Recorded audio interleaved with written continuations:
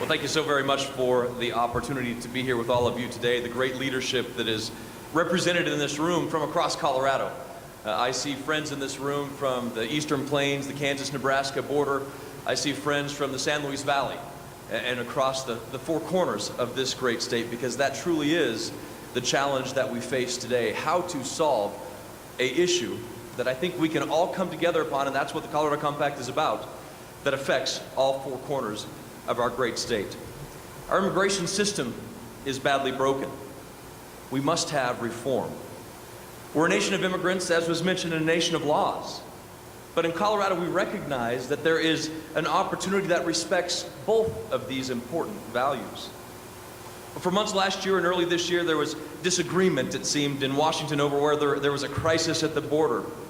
And today, there's no doubt that there is. We've seen what has happened in the news every evening. But people in the Senate came together just this week, Republicans and Democrats, to provide nearly $5 billion in relief for some of the challenges that we have seen on our border. But of course, this is just a week in Washington that has to have much more incredible leadership. We must continue to fight together for common sense immigration reform with both Republicans and Democrats.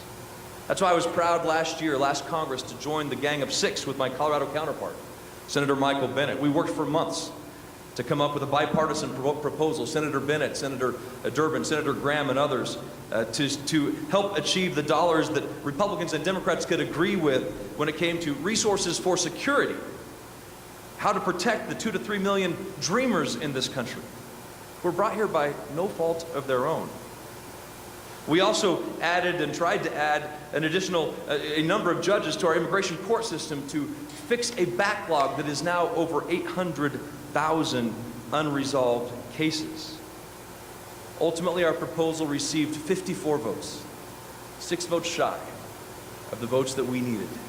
And I fight and search each and every day to find those remaining 6 votes so that we can pass this legislation and begin this incredibly important fix. More than 17,000 DACA recipients live right here in Colorado, in my community, in your community. They work here, they study here, they contribute to our society in so many ways, and they know no other country but our own. And that's why I co-sponsored the DREAM Act last Congress, and why I'm proud to co-sponsor it again this Congress. Because the Dreamers have earned a spot in this country that they have always known as their own. Many of these great, amazing students, children, adults, people come from mixed status families, which makes it even more urgent to provide this community with the certainty that they deserve. I've spoken to the undocumented daughter of naturalized citizens whose sister is also a citizen.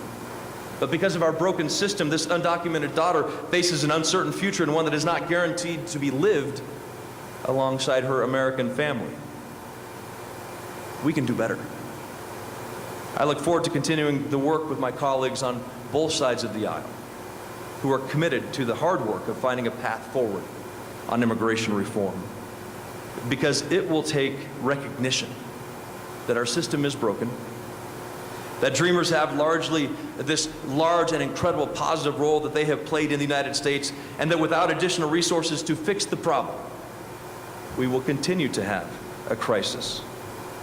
But in Colorado, we are blessed with that great Rocky Mountain horizon. Each and every day we walk outside, and maybe you have to squint just a little bit when you see it from Yuma, to look up to that great Rocky Mountain west, to look up, to look over, to see what is next. Because in Colorado, we don't stop. And that is why the Colorado Compact matters. That is why I'm here to support it today. Because we aren't going to stop until we find a solution for our state, for our country, and for the people who make our communities strong. Thank you very much. Thank you for your leadership. Thank you.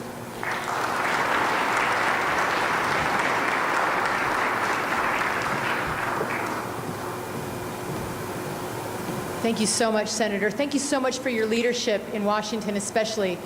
your bipartisanship in this era especially. We really, really are grateful. We're excited also to have today with us Colorado's new Attorney General, Phil Weiser. Attorney Weiser is well known to Coloradans and has been clear that he sees immigration as a core part of his own story and the story of the United States. Please join me in welcoming our Attorney General, Weiser, to the stage to share some brief remarks.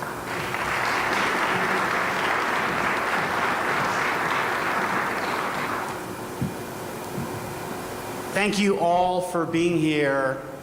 As the President said, immigration is personal to me. My grandparents and my mom came here as refugees fleeing religious persecution.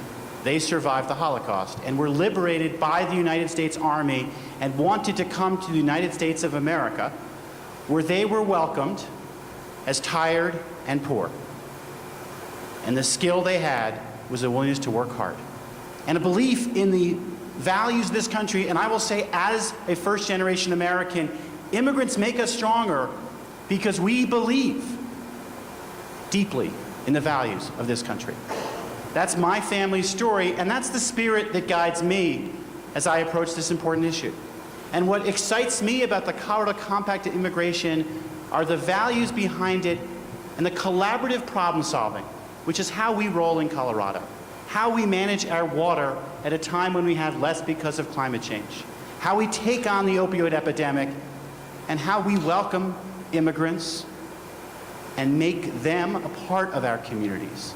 Unfortunately, we have too much rhetoric nationally that demonizes immigrants, depicts them unfairly, and seeks political advantage and game playing, where instead we should be having collaborative problem solving. Just yesterday, our office, representing Colorado, won a case involving the census. And what was at issue is, are we going to count everyone as the Constitution requires, an actual enumeration of the population?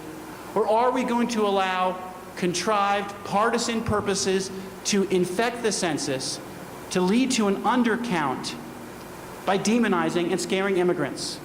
That would have hurt Colorado, because we need everyone here counted to get the representation that we're entitled to and the money we're entitled to. And yesterday, Colorado and the rule of law won.